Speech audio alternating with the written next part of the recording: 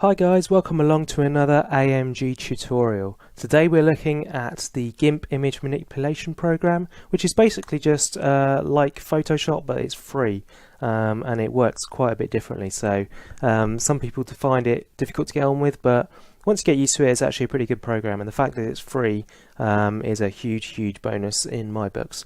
So today we're going to have a look at it in the context of making thumbnails. If you want to do something a little bit more professional for your video thumbnails, then hopefully I can help you out. Obviously this is just the way I do it. There is no right way, so you might want to do things differently, but this is intended as just a guide to get you started on your way to making brilliant thumbnails. So let's get started and open a new canvas, which we want to be 1920 by 1080 in size. That's pretty much the biggest you're going to need it to be. And it's standard resolution there. So the first thing you want to do is import a background. So I'm going to find something that I've used recently. Let's not do it that way. So if we right click and choose File, Open as Layers, then it will open it inside this document rather than open a new window. So let's go, where are we going to look? Let's find my, here we go, my Dropbox, and here's an image from a video I recorded a while back with Buddha Cat and some of the other AMG guys, Raccoon and all the way Jay. Who else do we have? Wooga was with us as well. So there you go. That's that. We're going to make a thumbnail for this video. So now that we've got this background, we are going to add an element over the top, so somewhere to put maybe a bit of text to make it a bit more visible. Might even overlap it, actually. That'll make it look a bit more professional. So we will use a gradient. We'll select the gradient tool. You can see I've already chosen a bluish color as my primary, and then just a slightly lighter version for my secondary color. With linear gradient selected, you can drag and change so it'll go in the direction that you dragged from your primary color to your secondary color. You can also do things like, if you change this to radial, you can have it like that, so that it goes in a circle from where you started outwards. There you go, you can see it a bit clearer now. There's a circle around there. In fact, if I choose two vastly different colors, or more vastly different colors, there we go, you can see it a bit more obviously there. I'm going to stick to the normal linear, and I'm going to undo what I did because I've just realized that you also need to add a new layer above. There we go, so that you don't put it on the same thing as the background. If you hold Control, it will snap your line to various sort of half angles, so you got 45 degrees there. I'm going to keep it straight line, so that it's like that. Then I'm going to select 3/4 of the image roughly that I want to get rid of. I've selected this region, and what I'm also going to do is go select feather, and we're going to set it 150 is pretty good, so it's 150 pixels. It's going to make a gradient across that line. So if I now hit delete, you can see it's made a nice fade into that image. Now that's one way of doing it. It's not my favorite way. I used to do this all the time, but I've got a bit bored of it now. So what I'm going to do is undo that, and then this time we are going to undo the feather as well. You can also go edit undo. I've been hitting Control and Z, which is undo in most Windows applications. So now that I've undone the feathering, I'm going to just hit delete, so we've got a nice sharp line down there. Now that looks pretty good on its own. You don't necessarily need to do any more, but also I like to have a separation. So if we hold the Alt key and click the layer icon, it will select everything on that layer. And now if we choose, go back to our standard colors and make white the primary, we can go to the edit menu and choose stroke selection, and with, let's say, a 5 pixel line width, we can hit stroke, and there you go. You've now got a nice white separation there. Another thing I like to do is to have things overlapping this line. I think that adds a touch of professionalism. But first off, actually, let's look at the background image again, because now that we've put this box over here, you can see that it's not exactly lined up, you know, centrally and nicely. So let's go back to that layer, click that layer, and we're going to change the size of it. So if you hold Control and scroll back, it can zoom out a bit. So let's make the size different, and we are going to hold control key again when you resize, and that will maintain the aspect ratio. If you don't hold control, then you can stretch and skew it and it makes it look all funny. So let's hold down control and go something like that. You can see the image size is the yellow outline there. So we're going to now move this across so that it's more in the middle of that section. If we hit scale, in fact, we can see that a bit better now. We can see it in situ with the overlap showing there. So I'm going to choose the move key, the move tool, sorry, and I'm going to make that a bit more central and put it a bit further down the bottom, because let's go about there, let's say, because I'm going to put something down here as well. Let's now add the title text, shall we? So we'll choose the text. I've got a font installed on my system called Comics Loud, there it is, which is a pretty good font for thumbnails. I quite like it.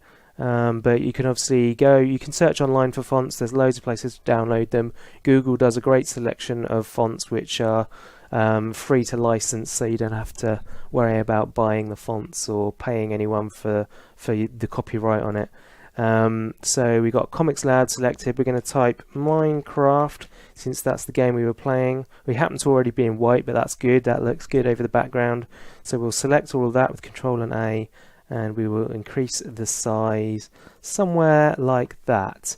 Now that's not quite been in the right place, because we clicked on top of the background image. It's pasted it above. It's made the layer above the image. So we're going to put that somewhere like that, and we're going to drag the layer on top. So now you can see it.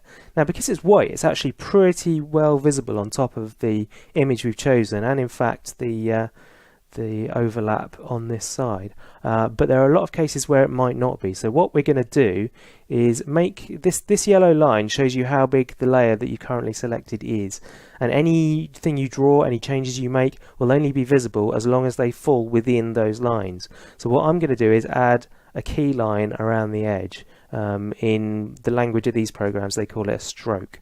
So what we're going to do is make this bigger, so that obviously if we have a nice thick line there, it's going to go over the edge and you won't get to see it. So what we'll do is we'll right click the layer and we'll choose layer to image size, and now it's moved that yellow line right to the very edge of the image, which is great. So what we're now going to do is hold the Alt key next to your spacebar normally and click the layer, and there you go, it's selected every pixel on that layer and nothing outside it. So now we can go to black as our primary color. You want to choose a color that contrasts whatever color you've made the text. So if you've gone with red, for example, you might choose a yellow line just to make it nice and contrasty, make it stand out on the image that's behind it. So we're going to edit and we're going to stroke selection. 5 is about right, we'll keep it there, and there you go. You can get some nice effects. If we were to undo that, you can make your stroke much larger. So if we went to say 8 or 9, you can see that's much thicker and it's got a bit more of a cartoony look about it. That's pretty good there. Another thing you can do, either instead of, let's do it instead of for now, but you can also do it in addition. It will work just as well in addition. In fact, it's probably better in addition. But you can go to Filters, Light and Shadow, and Drop Shadow, and that will open this window down here, which usually for me appears underneath the main window. I don't know why. So you have to come down here and select it, and you can, let's up the offset a bit, maybe 8 pixels. So offset X is how far to the right, offset Y is how far below or above, and then we'll drag the opacity to 100, and I'll show you why in a moment.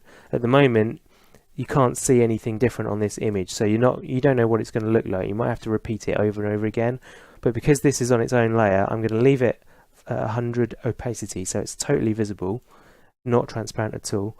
And there you go, you can see we've now added a nice shadow behind, and that's made it infinitely more visible over the top of both the image and the color back here. Now the reason I left that shadow at full opacity is because now that it's in place and it's on the image, we can see. I really like it as it is, so we're probably going to leave it like that, but we can change the opacity of the whole layer up here. Let's make that a bit bigger so you can see it by dragging down here. Oops, I've got the Minecraft logo selected there, and I didn't mean that, so we'll put that back up to 100, and we'll select the drop shadow layer, and we'll move that again. So now you can see only the shadow is changing in opacity. So 0 is not there at all. 50% you can see it. So yeah, you can make it a bit more subtle. It still makes it nice and visible, adds a bit of depth to your image, which is definitely going to help it look a bit more professional. But the main thing is that it's readable over the top of what you're looking at here. Now down in this area you could then put, if you're going to use episode numbers, you could put a big bit of text over there, but what I'm going to do is put in an extra image of myself, because I'm narcissistic like that. So let's go open I didn't mean that.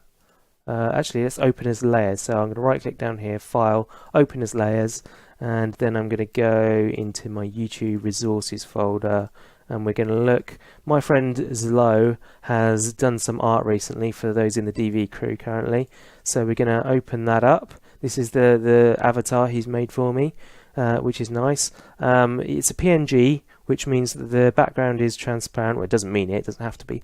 In this case, the background is transparent, which is nice. So we're going to resize this by choosing the Resize Tool, which is that one, clicking on the image in place. We're going to hold the Control key again to make sure it maintains the right ratio, and we're going to scale that. And then we're going to use the Move tool to pop it. I like to have it overlapping the line. Just adds that bit more 3D-ness to the image. And once again, you can drop shadow it or you can keyline it. In this case, I'm just going to keyline it, I think. So Alt, select that layer, so it selects all the pixels there.